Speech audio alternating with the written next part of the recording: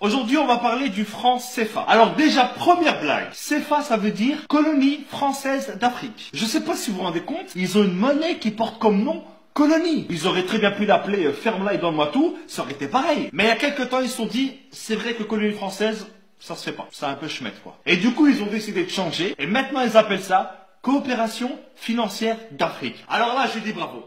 Là, je dis bravo. Là, c'est excellent, c'est excellent. Je pense que ce changement, ça a été le plus gros jeu de t'emmerde de l'histoire. Non, mais parce que changer uniquement le nom d'un truc pareil, ça sert à rien. C'est comme si moi, demain, je m'appelle Jean-Marc. Mais même si je m'appelle Jean-Marc, mon visage, lui, il te donnera toujours envie d'appeler la police. Donc cette monnaie, elle est utilisée dans 14 pays, pour plus de 100 millions d'habitants. Et devinez où est-ce qu'on imprime les billets? En France. Donc la France, à elle toute seule, dans 2 villages paumés que personne ne connaît, fabrique une monnaie dont dépendent 100 millions de personnes. Donc si demain, Jean-Jacques le révolté avec ses copains, ils font grève, parce qu'en France, la grève, c'est limite une religion, eh ben t'auras 100 millions de personnes qui seront peut-être dans la merde. Mais attends, c'est pas tout. Les pays qui utilisent le franc CFA, ce sont les seuls pays au monde qui payent un impôt à un autre pays. Chaque année, ils sont obligés de donner 50% au trésor public français. Déjà que la France, elle exploite à fond et depuis des années les ressources de ces pays, et en plus, ils doivent donner la moitié de ce qu'ils gagnent à des mecs qui n'ont même pas levé le petit doigt. C'est comme si tu venais chez moi, que tu me volais tous mes meubles et que en plus tous les mois je dois te donner la moitié de mon salaire. Sans parler du fait que hier soir tu avais déjà cambriolé mes grands-parents. Il y a 3 banques centrales africaines qui gèrent l'économie et la vie de millions de personnes. Et devinez qui est-ce qui a un droit de veto dans chacune de ces banques? Ça sera la France. Donc si un jour un pays comme le Mali décide d'emprunter de l'argent à une de ces banques pour faire un pont pour son peuple, et ben à ce moment-là il y a un mec qui vient du fin fond de Roubaix, que personne ne connaît,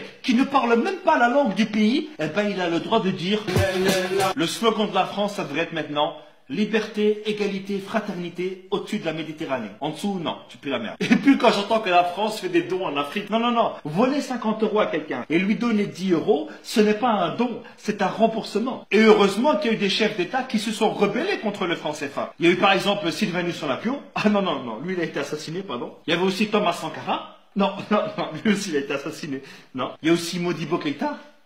Non, lui il est mort en prison, pas non. Je crois que je vais arrêter là. Récemment, François Hollande est allé à Bamako. Et je pense que sur une échelle de 1 à 20 sur le manque de respect, je pense qu'on doit être à 1000 ou à 2000. Regardez. Cher Président, cher Ibrahim, j'ai été très sensible aux mots que tu as bien voulu prononcer. Alors déjà, depuis quand est-ce qu'on appelle un président par son prénom? Et depuis quand est-ce qu'on tutoie un président? Mais c'est quoi ce manque de respect? Tu crois que c'est ton fils? Mais bon, pas grave. Regardez la suite. Quand la France est en Afrique, elle ne cherche pas à exercer une influence.